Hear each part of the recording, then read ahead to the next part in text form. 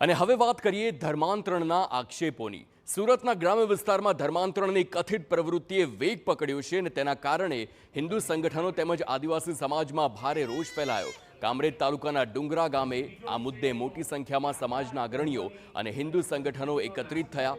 આરોપ છે કે આ વિસ્તારના એક શખ્સ દ્વારા હળપતિ અને આદિવાસી સમાજના લોકોનું પ્રલોભન આપી ધર્માંતરણ કરાવવામાં આવ્યું છે।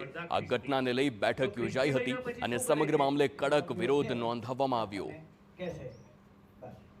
આદિવાસી મારા યુવા મિત્રો ભાઈઓ બહેનો તો મારે આપ સૌને સમાજ માટે ધર્મ પરિવર્તનની જે મુહિમ ચાલે છે એના માટે બધા આદિવાસી સમાજ ભાઈઓને ભેગા કર્યા હતા અને જે આ મુહિમ ચલાવે છે એને અહીંયાથી જ અમે સ્ટોપ કરાવવા માંગીએ છીએ કેમ કે આનાથી આપણા અધિકાર અને હકનું ખનન થાય છે અને ભારત સરકાર જે આપણને બધા અધિકારો આપ્યા છે એ નાશ પામે છે।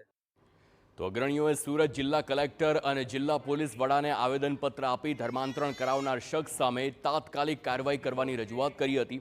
સાથે જ ગરીબ આદિવાસી લોકોને નિશાન બનાવી ધર્માંતરણની પ્રવૃત્તિઓ પર રોક લગાવવાની માંગ પણ કરવામાં આવી।